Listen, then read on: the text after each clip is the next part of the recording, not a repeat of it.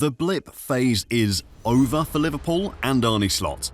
Now, it's a full-blown crisis. A huge problem that has snowballed into so many issues. A defensive crisis, superstars failing to perform, leaders making excuses, a system that keeps getting caught out game after game, the lack of results, and summer departures that should have never happened. Everything that could possibly go wrong for Liverpool is going wrong for Liverpool now. So what the heck is going on with Liverpool, and how did a rough patch turn into a disaster? The most obvious problem is what happened in the summer. Liverpool's Premier League title knock-on effect. After winning the league, Arne Slot and his team weren't messing around. They decided to spend big and on some pretty heavy names too. Alexander Isak for a Premier League record fee of £125 million.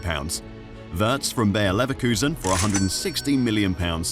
Hugo Ekitike from Eintracht Frankfurt for £69 million, Jeremy Frimpong and Milos Kerkez for a combined £70 million. £415 million spent on player acquisitions last season, the biggest in the club's history.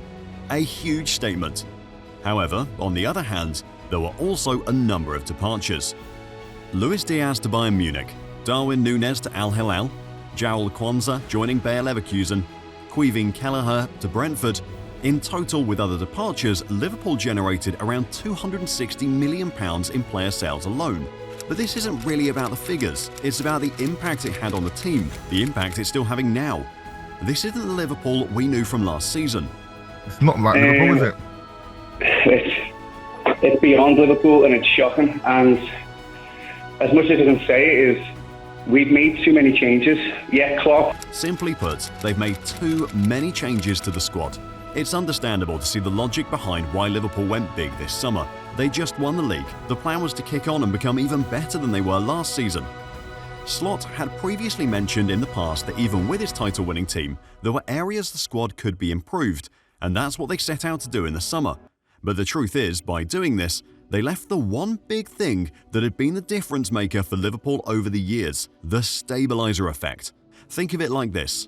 Under Arne Slot, Liverpool made too many changes at one go, a squad revamp. Under Jurgen Klopp, Liverpool made changes slowly, steadily, a revolution. And like that, they ditched a system that always worked. Think back to when Liverpool spent big or brought important players under Klopp. It was never this much and never in one go. Players like Sadio Mane, Mohamed Salah, Virgil van Dijk, Alisson Becker and Ibrahima Konaté, none of these guys arrived in the same window. It was always a coordinated process by adding one or two players to fit into the system and integrating at a time, allowing this work and repeating the process.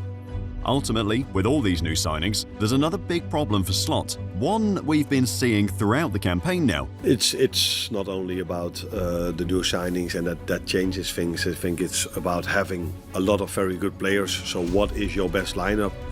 I think a lot of things go. Arne Slot tries to be clever in that interview, but the fact remains that we're fast approaching the midway point of the season, and he still doesn't know his best 11, his ideal starting lineup. There's a crisis in defence which we'll get to later, but just a glance at the backline and it's obvious who the starting centre-backs are, Virgil van Dijk and Ibrahima Konaté. But the fullback department is an entirely different situation. At right-back, Jeremy Frimpong has struggled for consistency, with injuries and mid-level performances ever since he arrived. Heck, he's even been used at right-wing, with Slot trying to get the best out of him going forward. When Frimpong hasn't played, which has been very often this season, Conor Bradley has started at right-back. Bradley has been decent at best, but just watching him play, there's still a rawness to his game, with the amount of yellow cards he gets and some of the rash tackles he makes in games, which in turn means Liverpool's best performer at right-back this season has been Dominic Szoboszlai, an attacking midfielder who only played in the position as a makeshift. If you think the right-back situation is bad, it's even worse at left-back. Milos Kerkez. The boy Kerkez, to be honest with you, at this moment in time, he looks like a youth team player. And that's not being sort of, I know he's a good player, but he looks like he's playing for the under-21s, for the youth team, for the academy. He looks so naive. He looks like a baby out there, like you're thinking, come on. He's losing 50-50s over on that far side. It's worrying for Liverpool, especially when you realise that Kerkez is supposed to be the long-term successor to Andy Robertson. but if he continues with his current form, he's more likely to get sold or loaned out before Robertson leaves the club. He scored against Brentford, but even in that game, or the ones before, there have been so many questions about his performances. He's rash with tackles. For someone who has just 3 yellow cards this season, I could have sworn he gets booked every game. Some shocking choices in possession. He gets caught out easily. He has the pace and ability to run for days, and yet somehow he's always a yard behind when the team is chasing back. He's still only 21, and the plus side to him is that he could improve in the future. But for a team struggling to get results in the league now, he needs to step up. He hasn't so far. Couple this with the fact that, as experienced as he is, Andy Robertson isn't the player he used to be 5 to 6 seasons ago. And the situation at left-back has become a target for teams to attack the Liverpool defence with. In midfield, the situation is even worse. Think about the title-winning trio from last season. Ryan Gravenberch in that holding midfield role alongside Alexis McAllister, who in reality played as an 8, or just in front of Gravenberch, and behind the number 10 or central attacking midfield in Szoboszlai. As good as they were, Slot still felt they could be better, particularly Szoboszlai. He praised the Hungarian's work rate, but also mentioned that Szoboszlai should be scoring more goals in the position he played. And so, after signing Florian Wirtz to Slot, he'd gotten an upgrade. But it hasn't turned out like that. Over £100 million on a player, he has to start. You can't say it's to affecting the team. You can't. Well, it's not as if you're going to leave him on the bench for the whole season. It's about taking him out and thinking, you know what, it's a new. Slot has a huge problem revolving around Wirtz. You can't spend £115 million on a player and have him on the bench. But in trying to play Wirtz, he's had to make changes to the team that have disrupted the flow in midfield. He's asked Ryan Gravenberch to play higher up now. It resulted in Gravenberch scoring more goals, but leaving the holding midfield positions for teams to basically run at Liverpool and get at the back line. A perfect example was Antoine Semenyo's goal on the opening day at Anfield for Bournemouth. Traore disrupts Semenyo, 2-on-2. Plenty of support to his left, Semenyo, if he can see them in his peripheral vision. Semenyo! Literally, a straight run from his half into the Liverpool 18, got his shot on goal and scored. Alexis McAllister has struggled with fitness and form issues this season.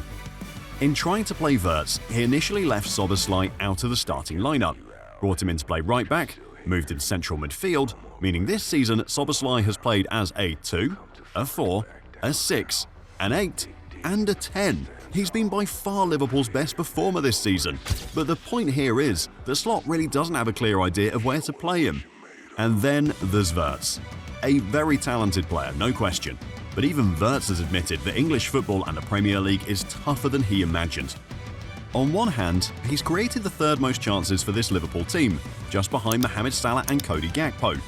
On the other hand, he's got no direct goal involvements in the Premier League after 9 games as of recording this. The same issue Slot tried to fix in getting more goals and assists out of Szoboszlai is the same issue he's still facing, even after spending £115 million on Wirtz. Then you move to the attack. Mohamed Salah. Mo Salah's not playing well. He's a legendary figure, one of the greatest players to ever play in the Premier League, I'd say, alongside yourself. He's at the stage now where I don't think it should be an absolute guarantee he starts every game, especially away from home, more away from home. I think at his age as well, the way he's playing, I don't think he justifies right now playing every game. If Jamie Carragher had made that statement last season, or any other season since Salah arrived at Liverpool, he would have been slaughtered for it. Now though, there's a lot more who'd agree with him than those who would disagree. Mohamed Salah has been off it. Again, we'd get to him and the existing players in the team soon, but we're looking at Salah from the angle of Slot still not knowing what his ideal starting 11 is. Yes, Salah has been off it, but who does he get to play in that position that would perform? The logic here is that while Salah's been off, in Slot's mind, he's a type of player who can decide games with his numbers. It's now a calculated gamble playing Salah. When he's on, he gives you goals and assists. When he isn't, he's become a target. Yeah, I think, well, they play one style of game that Salah is always ready to attack, so we prepare that if we do good the process, maybe we'll have a lot of space in there. So I think we try to make this thing in our side, and today it works, and we can win the game in this way. If people didn't know about Marc Cucurella talked about it in Liverpool's defeat at Chelsea. Salah was a target.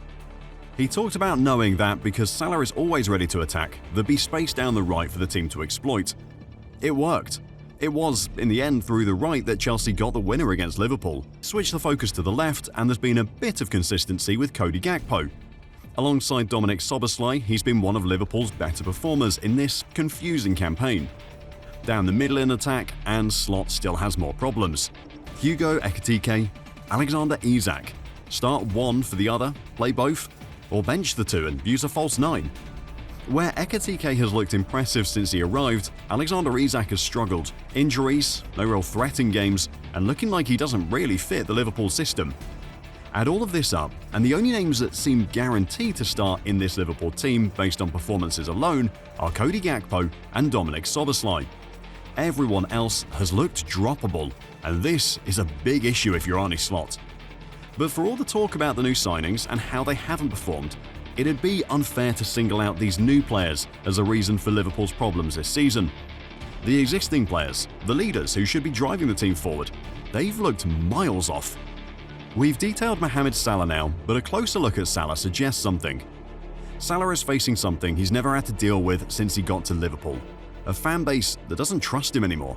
8 seasons at the club and Salah has always delivered. Goals, assists, even when Liverpool had rough patches under Klopp, Salah was always the guy with at least 20 plus goals and assists. He'd always delivered. Now, Salah isn't delivering and it seems like the fans have turned on him. Last season he signed a 2-year contract extension to become the highest paid player in the club's history. And now people are starting to question if it was wise to give him a new deal. Starting to question if he can still start at the highest level for a team like Liverpool. He's still the Egyptian king, but even Salah knows that right now, if he doesn't improve, it's going to get worse. But as bad as Salah has been, or as bad as he's looked, the real problems with the existing players have been in defence, particularly the centre-backs, Virgil van Dijk and Ibrahima Konaté. We'll start with Virgil first, but before we do, be sure to hit the subscribe button to Football Historia if you haven't yet, for more videos like this. Virgil van Dijk is going to have a poor season, and you can clearly see that in some ways, he's getting older, his timing's a little bit off. I just thought Virgil looked vulnerable. Just like Salah, if the question of whether Virgil van Dijk could still compete at the highest level for Liverpool was asked last season, you'd have laughed it off. This season is a very serious issue. For one, watching Van Dijk feels like watching a captain who complains more rather than leading now. It's the truth. He looks off the pace. He's not engaged in one-on-one situations with attackers. Instead of engaging the danger, he's inviting pressure. The problem here is he's lost that fear factor he used to have. It's becoming a big problem, and a huge example was in the defeat to Chelsea. Nicely away from McAllister, opening up for a shot for Moises Caicedo! Well, even by his standards, He should have closed Caicedo down once he got to the area. The defence was poor. But it wasn't just the Chelsea game, it's been a continuation all season long. Van Dijk doesn't seem to have the recovery pace to get goal side of attackers when Liverpool's backline pushes high up. It's not just him, his partner in defence has somehow looked even worse. Konaté is starting to worry me a little bit. Him and Van Dijk have been a good partnership and have done really well together, but his individual errors at this moment in time, it's just making the back line look a little bit nervy. You know, Liverpool are always good in defence. Van Dijk, he always marshals the back line, but they give Palace too many opportunities for no actual reason. It was just being sloppy, and that's so unlike Liverpool. As a partnership, it hasn't worked this season.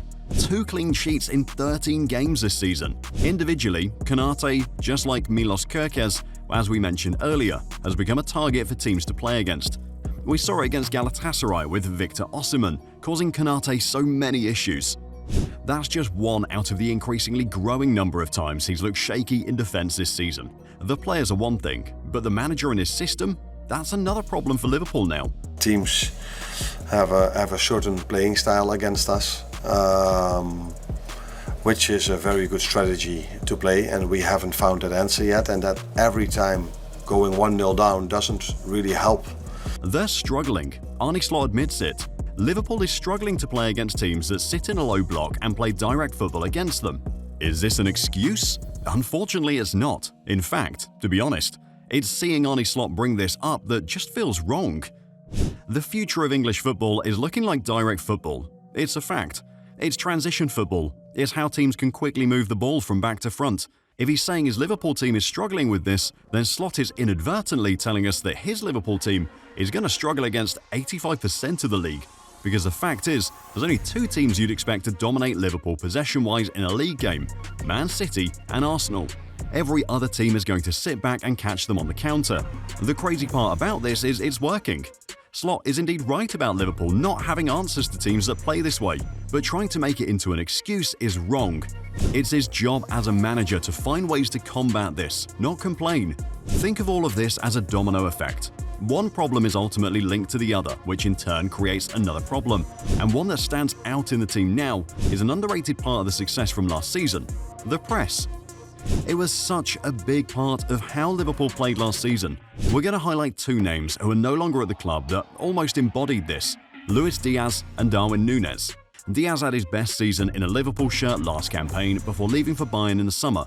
But it wasn't just about the goals, it was how his pressing helped the team. The energy was insane. Together with Dominic Szoboszlai, Slot had 2 players who could combine technical ability with a desire to win the ball back, pressing from the front.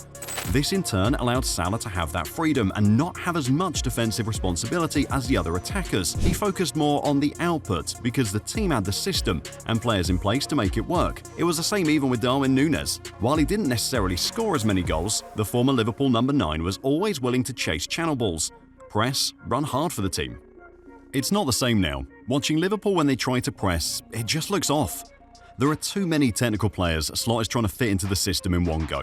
As good as Hugo Ekitike is, he's a different profile to what worked last season. Rather than occupying the backline, he prefers to drop deep and get involved in the play. Alexander Isak is a poacher, a finisher. He sniffs out chances and prefers to be on the end of them. With these 2, you're not going to get as much defensive responsibility as Slot had last season, meaning they're having to cover more ground when teams play out from the back, which is happening more often now because Liverpool simply do not press enough. Then it comes down to the end game: results. It's a problem because it's not working for Liverpool now, and this is where it can get frustrating for Slot. 4 defeats in a row in the league, 5 in the last 6 games as of recording this. But Liverpool haven't been beaten by more than a single goal margin in any of them. In fact, out of these defeats, 3 of them have come from conceding goals in the 80th minute or more in matches. The difference between last season and this season is that these margins used to be in Liverpool's favour. Slot's 2024-25 team used to know how to grind out results, how to see out games. They simply cannot do it now. It'll be impossible to say all of this without mentioning the very tragic incident that affected the team in the summer: the passing of Diogo Jota after a car accident in July. The truth is, it's left an emotional scar on the team that will take time before it fades. It might never heal. These players walk into a dressing room every day knowing that Jota should be there, knowing that he didn't get sold, he didn't leave the club, he didn't retire. It's a type of grief that's almost unexplainable. Don't expect Slot or any of the Liverpool players to use this as an excuse, but the grief and circumstances surrounding Jota's passing have clearly affected the team. Now, with all of this, Arne Slot faces reality. To many, it's his first real test. It's even bigger than winning the league. Some believe that Slot's success from last season was down to tweaking an already successful squad he inherited from Jurgen Klopp, and that with all the changes he's made, this is the first time we've got to see what his vision is for the Liverpool team. This is Slot's Liverpool team now, and they're stuttering. But maybe they're expected to stutter. Maybe it's just proof that Slot is going down on a side of history that always never works. He's building a super team at Liverpool, but if there's anything teams like the 2021-22 PSG team or the Real Madrid super teams of the mid-2000s have shown the world, it's that more often than not, super teams have too many superstars and always end up failing. Just like Arne Slot, another coach who had a successful first season last campaign is dealing with a couple of issues surrounding his team now. From dealing with egos to injuries and surprise results, Hansi Flick's second season at Barcelona could end up very differently from the first. Click the next video to find out the Hansi Flick second season syndrome nobody is talking about.